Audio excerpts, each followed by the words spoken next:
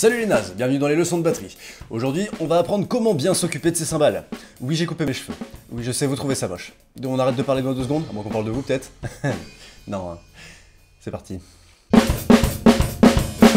Prendre soin de ses cymbales, c'est pas compliqué, c'est pas sorcier, hein, une fois qu'on a compris déjà qu'il fallait pas forcément être bourrin dans sa manière de jouer déjà. Par exemple, évitez de frapper dessus avec le corps de votre baguette. Vraiment, pour votre tenue de baguette et pour que ça rebondisse mieux, essayez toujours de frapper avec l'olive.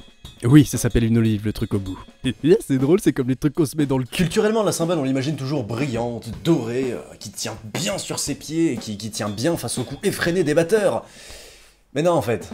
Vos cymbales sont des petits êtres fragiles. La Charlet par exemple, elle va prendre bien plus cher que votre ride. Déjà parce qu'on joue statistiquement beaucoup plus dessus. La Crash, elle va prendre sûrement encore plus cher que toutes les autres réunies, vu que la plupart du temps, on veut marquer un bon coup percussif dessus, etc. etc. Pareil si vous avez toutes vos cymbales déjà en alliage bronze, en doré, ou même presque toutes du même jeu, de la même marque, parce que nom de Dieu c'est cher. C'est super cher si on veut un son à peine correct. Vraiment, bloquez le numéro de votre banque. Mais bref, tout ça pour dire que pour l'instant, pour pas trop abîmer vos cymbales, tapez bien dessus.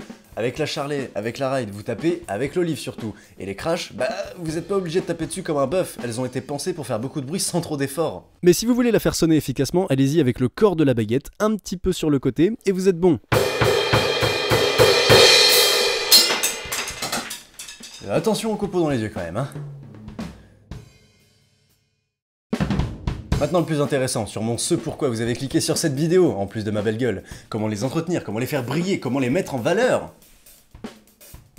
Trop facile. Vous prenez un plumeau, ou tout ce qui peut ramasser et retenir la poussière, vous passez un léger coup dessus. Ensuite vous démontez toutes vos cymbales. Toutes!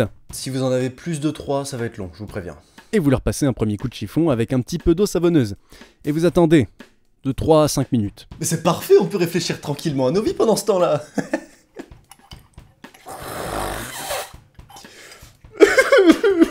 Une fois tout ça passé, vous les rincez un peu, vous les frottez avec un peu plus d'entrain, toujours avec la même eau savonneuse, jusqu'à ce qu'il n'y ait vraiment plus de sale dessus. Les traces noires, les traces grises, essayez de les déloger le plus possible. Vous allez peut-être pas réussir, mais tentez le tout pour le tout, et s'il faut vraiment forcer un peu.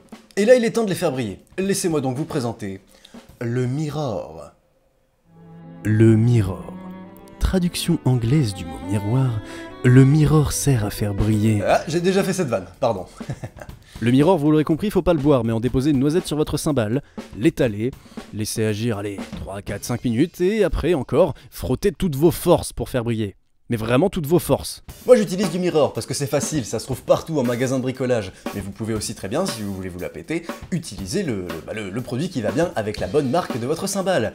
Juste, première chose, c'est plus cher que le Mirror. Deuxième chose, c'est plus chiant à trouver que le Mirror. Troisième chose, des fois c'est pas plus efficace que le Mirror, pour dire beaucoup moins. Après vous faites ce que vous voulez, mais je tiens à rappeler, ça se boit pas.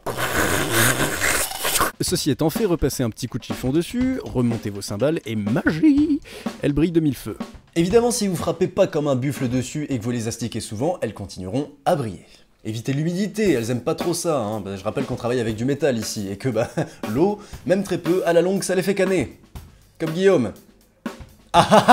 Donc ça veut dire séchez-les bien quand vous les remettez en place. Pareil, la position dans laquelle vous les installez va déterminer comment vous allez plus ou moins bien les frapper. Prenez pas ça à la légère, c'est très important d'être à l'aise derrière sa batterie. Même si ça doit vous prendre un quart d'heure, prenez-le pour parfaitement mettre chaque pied, incliner parfaitement chaque tête de cymbale.